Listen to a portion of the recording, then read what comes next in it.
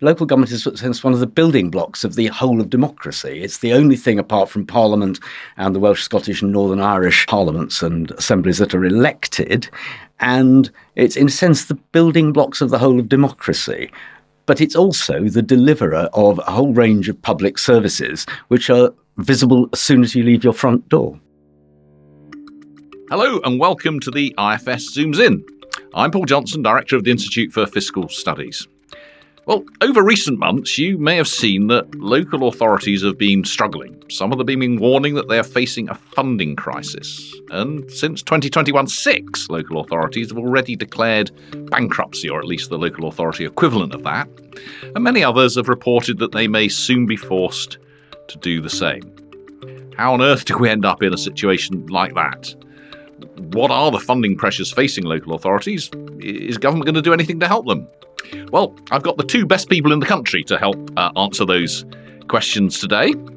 Tony Travers, who's Professor at the LSE and one expert on local government, and David Phillips, my colleague here at the IFS, who is head of our work on devolved and local government finance. So the 2 preeminent experts on how local authorities are funded and what some of the problems are. So let's start off with the basics. Local government, local authorities. We hear a bit about them, but given how important they are, in my view, probably not as much as we should do relative to central government. Tony, do you want to kick off with just sort of what is it? What is local government? What does it do? Well, I know this isn't a constitutional, this is more a sort of money discussion, but it's just worth parking that local government is one of the building blocks of the whole of democracy. It's the only thing apart from Parliament and the Welsh, Scottish and Northern Irish governments or parliaments and assemblies that are elected. And it's, in a sense, the building blocks of the whole of democracy. But it's also the deliverer of a whole range of public services which are visible as soon as you leave your front door. So as soon as you go out in the street, almost everything you can see is organised by, run by, paid for by local government and taxpayers through local government. So it's enormously important in terms of the way we understand the way the state operates. And as well as that, it delivers loads of services. It delivers social care, delivers libraries, it keeps the streets clean, it keeps the streets lit. And in some ways, it's, as I said, the part of government that is most easy to understand. It's very hard to work out whether defence spending is good or bad. Quite a lot of it seems to be not brilliant, but that's for another event. But with local government, we can all judge it. And interesting, one final point, you get a bill for each year. The council tax comes through your front door. So people understand council tax in the way they don't understand the other 95% of the taxes one way or another they're paying. So it's an important thing and it's a very visible thing. Important and visible. I wonder if people understand it quite as well as you describe, because David, it's true they sweep our streets and light our streets and collect our rubbish, but that's in the end a trivial fraction of the money that they spend. I mean, the money is increasingly going on things that most of us, most of the time, don't see at all, which is social care for adults, actually increasingly social care of one kind or another for children. Obviously, that's incredibly important for the people that it does affect. But as I said, for most of us, most of the time, we don't really see very much of that. Yeah, the 2 biggest parts of councils' budgets that they control nowadays are adult social care and children's social care, as you say. And a relatively small fraction of the population uses those services, but the amounts involved are very large. So, for example, some, unfortunately, very troubled families, sometimes the bills for one family can be £1 million, £2 million a year if children have to go into specialist care, for example. So what we've seen over the last, 10, 15 years is that sheer funding going to things like social care, like children's social services, really go up and up and up. More than half at the moment? Well, more than half at the moment, probably pushing towards 2/3 of sort of councils' overall sort of discretionary budgets. And that's meant big cuts to other areas. Particularly in the 2010s, we saw big cuts to areas like spending on planning, on housing, on street cleaning, on local transport, and so on and so forth. It has changed a bit since 2020. We'll come on to that in a minute, perhaps. But yeah, a lot of what councils spend on goes to a relatively small part of the population, but that does have like pretty high needs. Yeah, that's quite a striking fact. I think for all of our listeners, 2/3 of the money that your council spends probably is going on children's social services and adult social care. One of the things we're not going to talk about today, actually, Tony, is schools and education. People may think that that is a local authority responsibility, but certainly as far as the financing are concerned, not really. Well, no and yes. Okay, so Yes let's and no. do that. So yes, isn't it? Because schools, though many schools are now run independently as academies and so on, but some are still run by councils, and in some areas a lot of them are. But their funding comes through a dedicated schools grant, which councils effectively flows through councils' books in a separate account. And why does that matter? Because in recent years, partly for the kind of issues David's been talking about with social care, the costs of providing special educational needs education has gone up very sharply. And a lot of councils are now running deficits on their schools budgets. Because the schools budget's ring-fenced, they have to hold these deficits on the council's accounts as sort of negative balances, slightly Orwellian. So they have to keep them on their books. Every now and again, the government writes a bit of that off for some councils, but they can't do it too much because that creates an enormous incentive for councils to build up deficits. So quite a lot of councils, particularly counties, particularly rural areas, are holding these negative amounts in their books because the schools budgets don't balance. Well, let's that's one area of the complexity we will probably leave behind, because you say these are ring-fence budgets. Yeah. I think when housing is ring-fenced. When we've been well. talking about 2/3 of council spending going on children's social services and adult social care, we're excluding the schools budget from that because you can't raid that budget for anything else, and indeed you don't generally put more money into it. You mentioned district and county and so on. Perhaps before we go any further, we should just talk a little bit about the tiers of local government. I mean, the easiest bits to talk about are Northern Ireland, Scotland and Wales, which have a single tier of unitary, or Scotland and Wales particularly, unitary authorities. Northern Ireland councils do much less. They're really only providing the most local services. In England, perhaps predictably, we've got a mixture. Some areas have got 2 levels of government, particularly rural areas more normally. So you get a county and districts, counties providing education and libraries and roads, districts providing street cleaning and so on, sort of more district environmental services.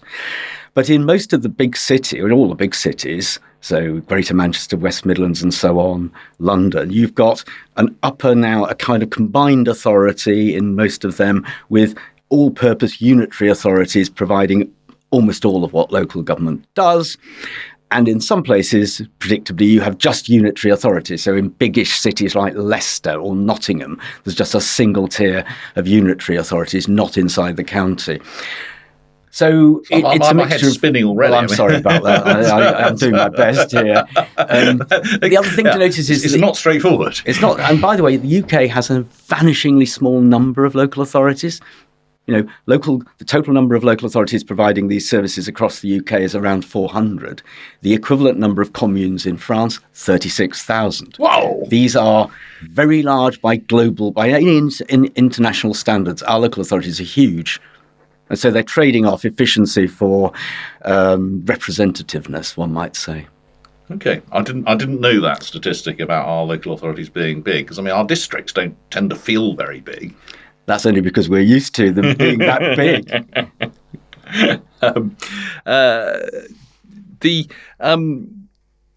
They get. I mean, let's get on to the sort of where they get their money from. Tony's already mentioned council tax. I thought rather optimistically said this is something that people understand. Well, I think would you agree with that, Dave? I think people understand council tax, but I don't think people understand that council tax is just one of the sources of funding that councils have.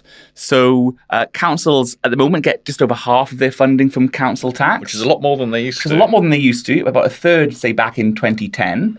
About a quarter comes from business rates, the local retention of the sort of property taxes that is paid by shops and offices and factories, and actually charities like the IFS pay a reduced rate of business rates, but still pay some towards the council.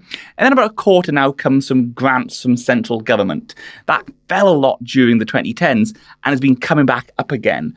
But I think one of the issues is that people, they don't understand these various sources of funding. It can be quite difficult for them to understand what's going on to local services. So, for example, in the 2010s, many local services were being cut back. That wasn't because, council tax was being reduced substantially. In fact, it was frozen in the first part, but then going up at a fair clip in the second half of the 2010s. What was going on? Well, it was the grant funding from government that was being cut. And I think that actually often causes confusion for people. Why is my bill going up but my services going down? It's because it's just one part of the system. The council tax bills effectively cover, about half the spending. So, covers the sort of things outside of adult social care is one way to kind of put it. But rather differentially, so some councils are much more dependent on council tax than others, or to put it another way, some councils are much more dependent on central grant than others. Exactly, yes. So in some parts of the country, particularly poorer areas where more properties are in low-value tax bands, those areas can raise less from council tax because the tax rates are lower on lower-value, low-band properties. That means they rely more on central government funding, and when that's cut, that's a bigger impact on the overall budget. So we saw that when funding was being cut in the 2010s, for example, those cuts were bigger in typically more deprived areas that had fewer properties in those high tax bands. Many of the more affluent areas, the leafy areas of sort of Surrey or Berkshire, they saw much smaller cuts because actually most of their funding came from council tax even back at the start of this period. So the cuts in grants were less of a challenge for them. Yeah, I mean, David's characterization is brilliant as ever. We've learned a lot from IFS work, if I can just compliment you both while I'm here, and because we wouldn't know all of this if it were not for organisations such as IFS doing this work. But the disconnect between the bills people are paying going up and down and the services they receive going down and up, it is bewildering. But I still think that the arrival of the bill is something people understand. Yeah. The brown envelope they definitely understand, and the instalments, if they're paying by instalments, they get. Yeah. Well, let's carry on with bewildering, shall we? Because a really important part of all of this is how the money comes from central government to these local authorities, and for many local authorities, that is the key thing. And it's not entirely optimal, is it? The way that it works. Well, the system isn't really a system at all. We last had, I think, an effective system of local government finance in England, at least, before 2006. So, that's pushing 20 years ago. There was a sort of an attempt in the kind of late 2000s by Labour, basically to make the system opaque so that ministers could move around money in ways that people couldn't understand. And then the Conservatives in 2013 ended even that system and moved to a system where, effectively, there's no way to sort of work out, how much areas are getting compared to how much they potentially need to spend. So over the last, 18 years, we've really seen the local government finance system, in my mind, break down. And at the moment, funding for different areas is effectively arbitrary. There's no link to the different circumstances they have in terms of population growth, in terms of demographics. It's a mess. I mean, it is a mess. And David's hinted that there are two underlying logics to it. I mean, slightly oddly for Britain, because it's similar in Scotland and Wales and Northern Ireland, similar systems. But intense efforts were made to measure the needs of every council through a very complicated formula. And that's the thing that David's talking about, really not being uprated ever anymore. It was very complicated for it. Look, how many children you were, how deprived they were, how many miles of road the council had, put it into a sort of great big formula. So a council that had a lot of need would get a bigger grant. And those, as David says, that had low tax base, so a council like Knowsley, say, on the edge of Liverpool, lots of houses in bands A and B, low bands, so they couldn't raise as much from council tax as, say, we're always going to use it as an example, Westminster or some affluent authority in Berkshire or Wokingham. Wokingham's a best example, isn't it? So there was compensation for the differences in that tax base as well. So the grant was doing all of these things at once, and it meant an authority such as Barnsley or Knowsley would get a very large grant, and one such as Richmond upon Thames or Wokingham would get a very small grant. And as David absolutely rightly says, when the cuts were made, the deepest cuts between 2010 and 2015, it was effectively a kind of flat percentage of the grant that they were receiving. So if you got a lot of grant, you were losing more pounds relative to your spending than if you were getting a much smaller grant.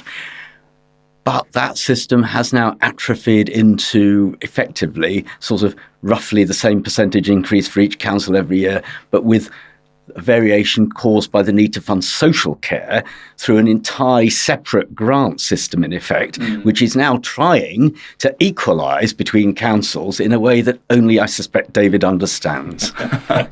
It is hideously complex and hideously out of date. Yeah, I mean, and this is partly what you mean when you say the whole system's broken down. I mean, the basis on which councils get their money is based on their populations from 10 years ago and formulae from 20 years ago and data from goodness knows when. Some of the data actually is from the 1980s in these formulas. I was shocked when I saw that you'd written about it coming from the 2000s, than the 1980s. Yeah, there's a couple of variables in some of the formulas from the 1980s, almost as old as me. Not many people know that. Well, actually, and I think I can up. I think because of the can you do the 1970s? Well, or the 60s. I think you can say because of an attempt to minimise the switches, sort of safety netting for councils. You could argue there's elements of distributions from the 60s still in there, because every year contains an element of the previous year's protection from too big a swing. So it's like a sort of very, very slow-moving iceberg, but now slightly shrinking iceberg as well, I fear.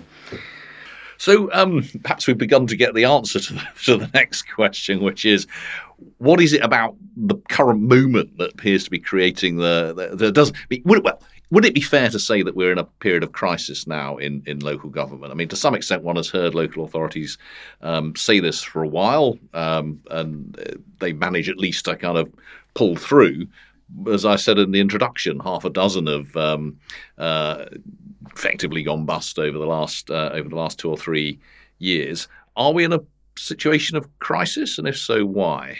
Well, I think there's two. Sorry, David. I mean, there's two things here. Almost all the ones that I'll let David do this, but almost all the ones that have issued so-called Section 114 notices, the local government's version of a sort of bankruptcy, almost all of them have one-off issues. I think the more interesting question is the other 98% of councils who appear to be nearer the edge, but I'll leave that to my friend. Yeah, no, I think that's a really important point. I was going to come on to in a second. I think it's worth kind of casting our mind back a few years again to say the 2010. So why are we where we are now? Well, part of it is because in the 2010s we saw these cuts of say 20% to councils' funding when you account for the big cuts in grants and them trying to make up for that with extra council tax. They couldn't make up for it. It was a 20% cut. That's a big cut, 20%. That's a big cut. Now, actually, since the kind of start of the 2020s, it's quite a different picture.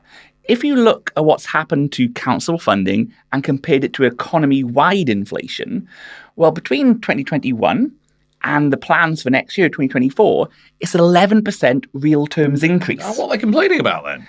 Well, the issue is the whole period.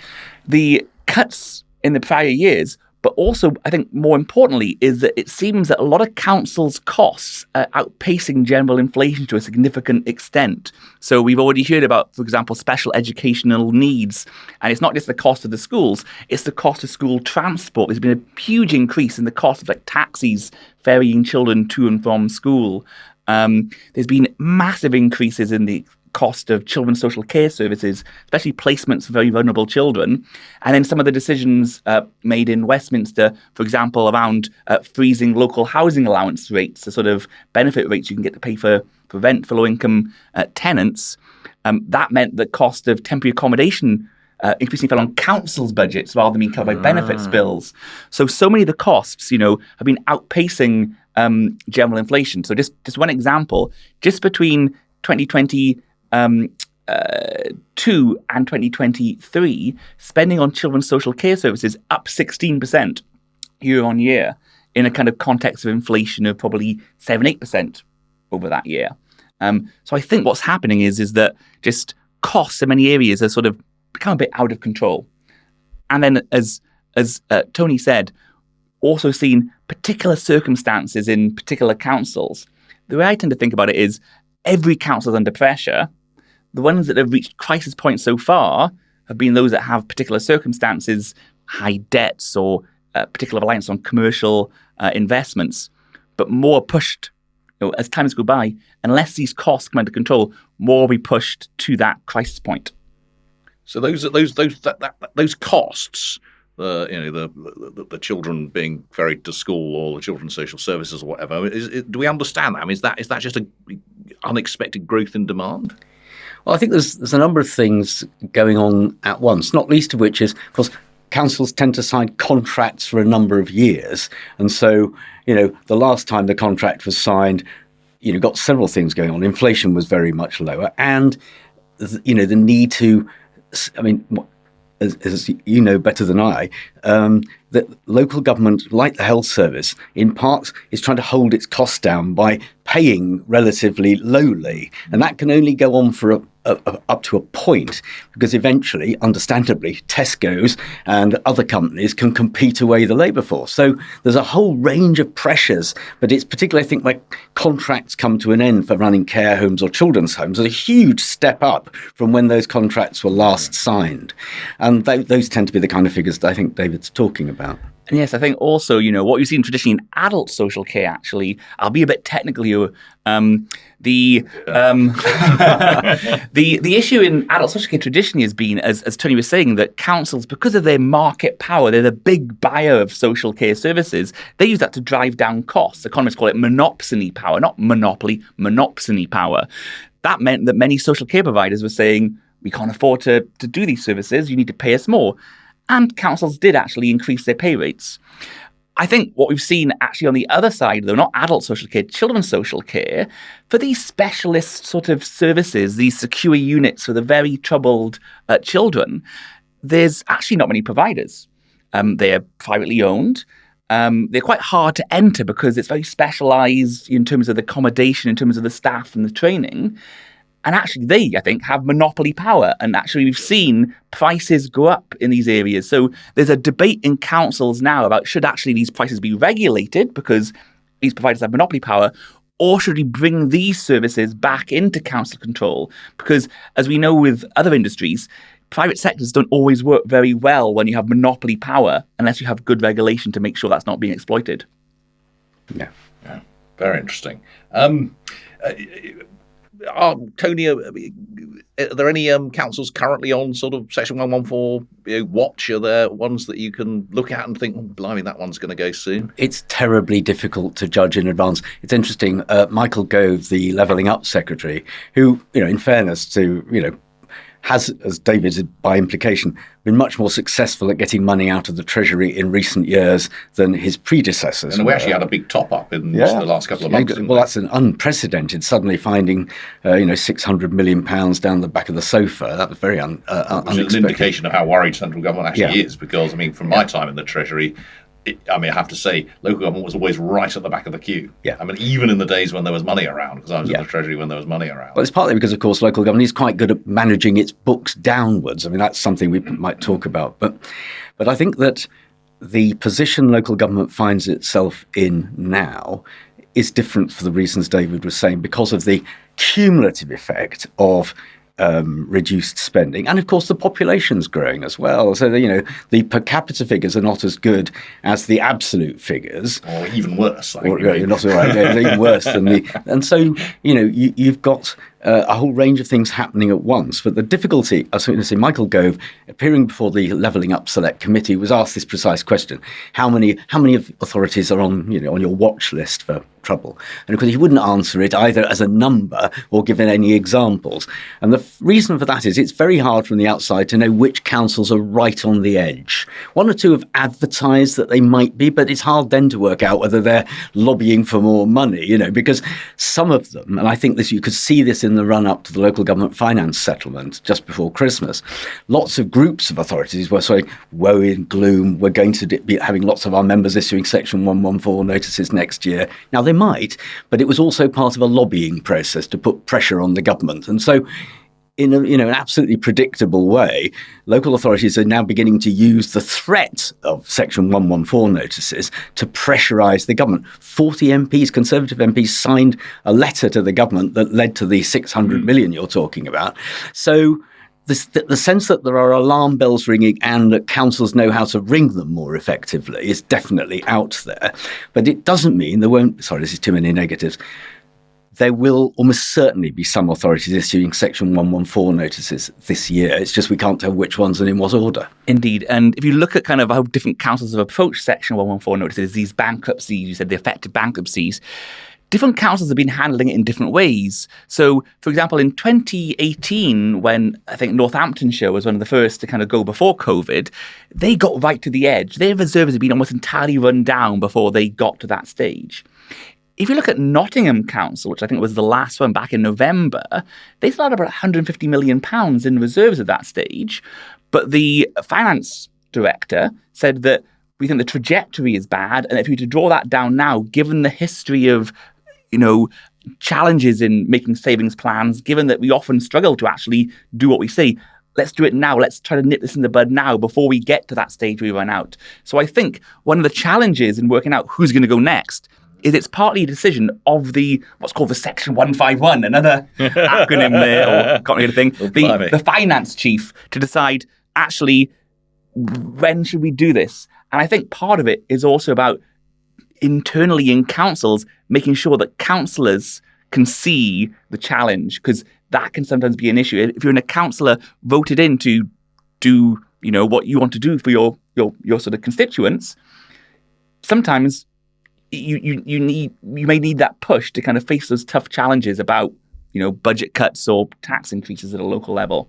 One thing it's worth, I think, adding as an important detail, and it explains partly why what you were describing at the Treasury is the case, that for their day-to-day spending, revenue spending, councils are required to balance their books each year. So they are supposed to spend no more than they get in from council tax, business rates, government grants, plus or minus any reserves that they use.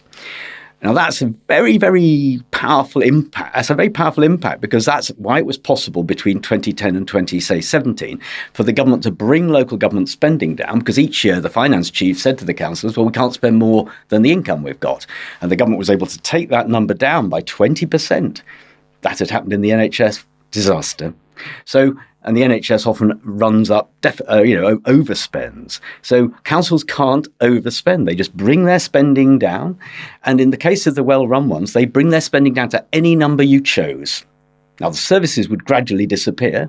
And some of this ends up in the courts, because the courts then have to decide what's a statutorily appropriate legal level of service. But the courts move with the money. They know that councils can't provide £120 worth of services for £80. They know that. So I guess that brings us to this question of what does it mean when a Section 114 is served? What does it mean to go bankrupt? Because they don't actually stop doing things. I mean, they don't chuck all the people in social care out onto the street, and they don't sort of stop collecting a bit. And so what changes? What changes is that the most obvious thing is that the council, though even this isn't 100% true, can't really sign any more contracts, just pay for anything. I mean, in emergency, they'd have to.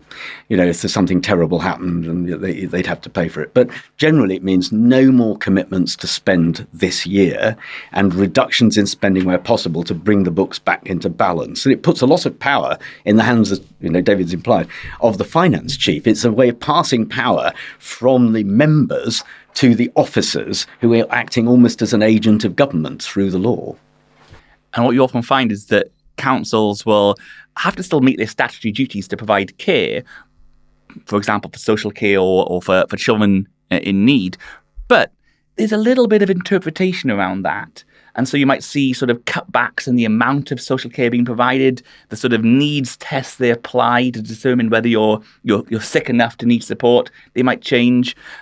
You might see kind of closures of children's centres, cutbacks in some of the more universal services. So it does have a real impact. We've seen all that over the 2010s anyway, haven't we? Yeah. I mean, it's become harder to qualify for social care, for example. Indeed. But what you often find with Section 114 notice is that will happen at rapid pace. councils will be able to kind of meet the letter of the law as they've required to do, but that law has interpretation around it. And actually, that's one of the kind of big debates in social care at the moment. Is actually what council's doing, is it really meeting the spirit of the law, even if it's meeting the letter of the law? And because let's not get too lost in social care, but we should do a whole podcast on that. But we're in this position, aren't we, where there is a national rule about what you should get, but local delivery and local funding, which varies across the country. Well, and, there is, as you're both implying, interpretation within the laws. A particularly bleak case, which I think is worth discussing, of a council that effectively told an elderly lady, that she could no longer have somebody coming to the house at night, but she'd have to be given incontinence pads for the night. Okay? And that case went to court, and it was actually briefly overturned, but in the end, the council won, because the courts they have to make a question about reasonableness. Is it reasonable for the council to do this? Wednesbury reasonableness, major principle of English law. And I don't think the courts think it is reasonable for councils to spend money that doesn't exist. And, and it leads to that kind of personal decision about whether you get somebody coming to your home at night to put you, to take you to the toilet or not. That's the kind of thing that happens. But I thought my impression is that in some areas, sort of special educational needs, for example, a lot of this goes to appeal and court, and the appellant very often wins that. Well, that's what led to the big uptick in, David will remember the year, I think it was 2011 or it might have been 2013, big uptick in the costs of providing for special educational needs pupils, because there was a court case and the government made the system more generous, and that led to all the deficits that many councils have now built up. Interesting. So we should probably spend the last few minutes of this sort of on the what next. I mean, you've painted between you a slightly grim picture. I thought we'd been quite optimistic, personally, of the state of local authorities, where I think, I think the picture we're getting is that there was really big cuts over the 2010s in the money that they've had. And whilst in some sense that's been partially reversed over the last 2 or 3 years, a lot of chickens have come home to roost, and a lot of big increase in some areas of demand, which it's very difficult for councils to manage. And they're all getting, I think you described it as a sort of pretty much an arbitrary amount of money from central government in terms of the distribution between them. Now, there was David, there was this thing, wasn't there, called the Fair Funding Review, which was intended to put the whole thing on a slightly more rational basis. The idea, I think, being to update all these formulae and update the data so that councils, at least in some sense, got a non-arbitrary amount of money, an amount that actually reflected one way or another their actual needs. But surprise, surprise, kicked out beyond the next election. Yes, the original plan was to complete this by 2019. Well, I just about remember 2019, yeah. It was pushed to 2020, then pushed back because of COVID, and then it was expected after the pandemic, but then was pushed back, as you say, after the election.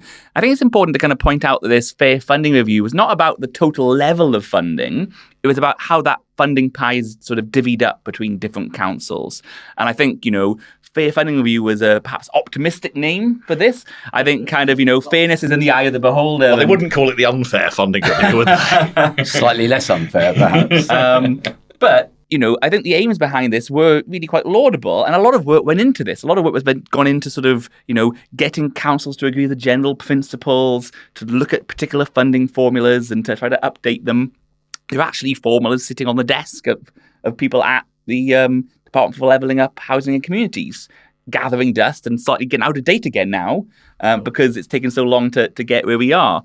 But I think, that is one thing we do need to tackle, because if funding is going to be tight, and we know that, even if after the next election the government comes in, looks at the figures and says, we can't cut back this much, the public finance situation is such that, there's not going to be acres, there's not going to be vast amounts of money there. So funding is going to be tight. in that circumstance, I think it's even more important that the funding goes and is allocated in the way that's most effective at addressing the needs of different parts of the country. So I think it has to happen. But it's even more challenging to do this. It's more necessary, but it's more challenging because to give more money to those areas that are underfunded, you need to cut it when funding is tight. You can't have all boats sort of rising up just at different rates. Some boats need to fall for others to rise. And that's the issue. It's more necessary, but it's harder. Lucky old next government. Eh? Well, not unique to this, really. And David, just to make David's point, it's absolutely spot on accurate, which is, in a sense, after this period where many councils are spending less today than they were in 2010, making it fairer, which we can all agree it should be made fairer, might well mean taking money from a council which is spending 20% less now than it was in 2010 to give it to another authority that's spending 20% less now than it was in 2010. So all you've then done is one's now down 30 and the other's down 10. It's that kind of problem. You can only do these kinds of redistribution in a system where there's a lot of money, where the losers don't quite lose and the gainers gain a lot. When you're trying to do it with little or no extra money, or you're just taking people down to a lower level of spending than they were back in 2010, even lower, it's just not going to work. And the risk of Section 114 notices would be be worse, because the authorities that lost would suddenly find themselves much worse off. Terribly difficult. I think the kind of first stage in addressing this is basically one of two things needs to happen. Either central government or local government needs to have additional ways of raising revenue, or we need to work out what we think what local government can no longer afford to do.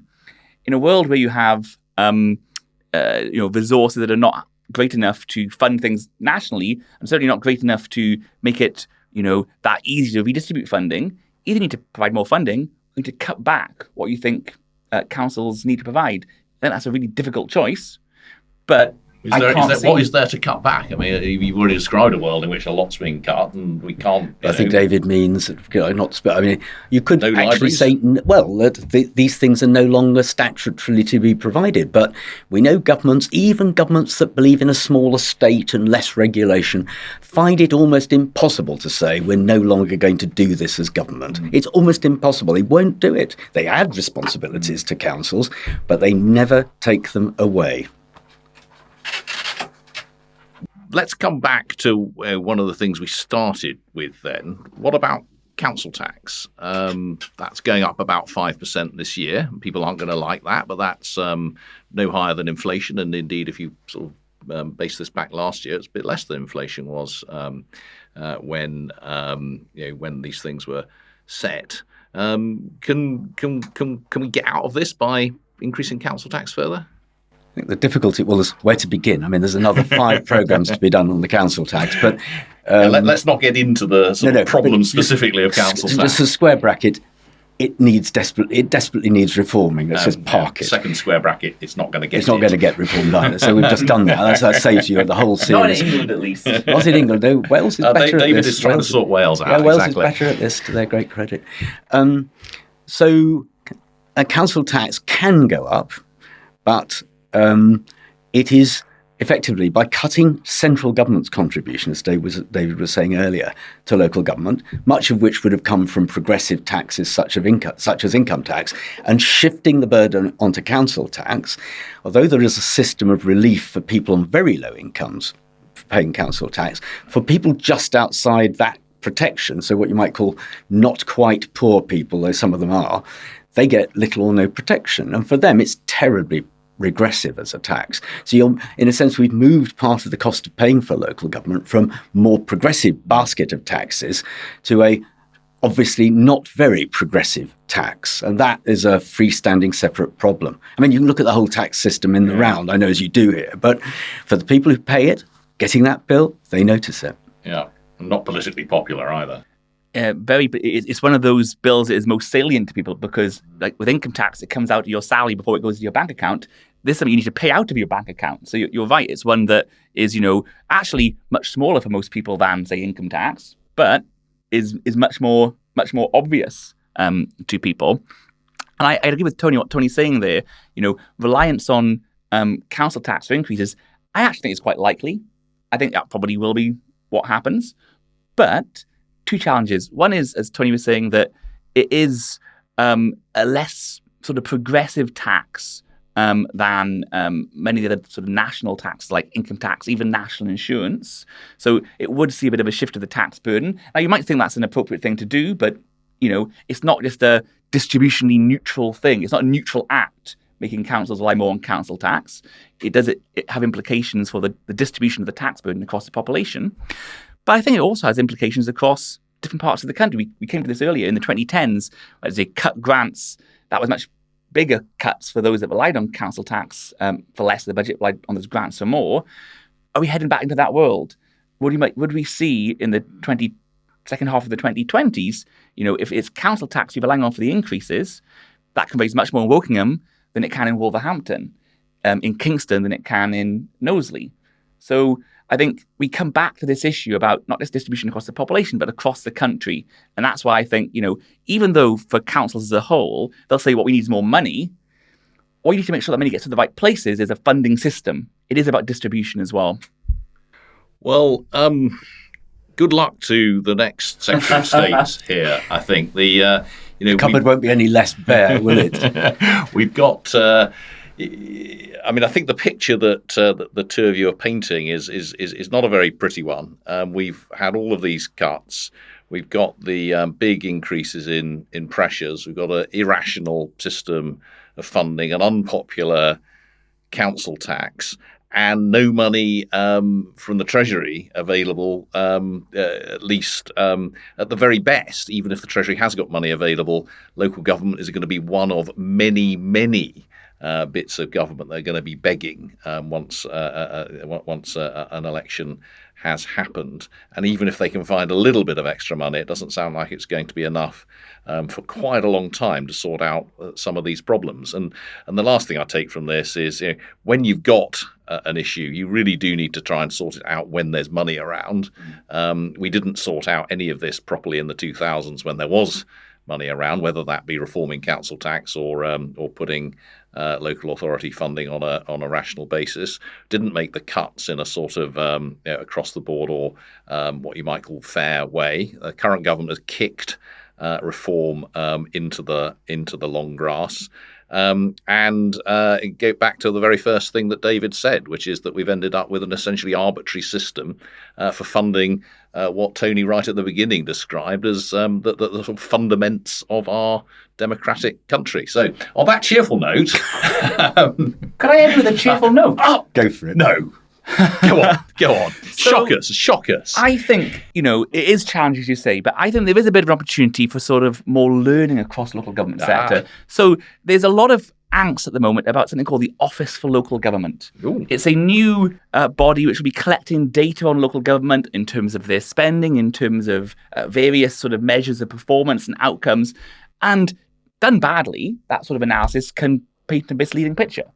But done well, I think there's a chance to really learn lessons from councils that, potentially are delivering outcomes, good outcomes from their funding, and learn lessons for other councils. So I think actually there's a chance, we know from the NHS, from other public services, there are big variations in performance across the public services.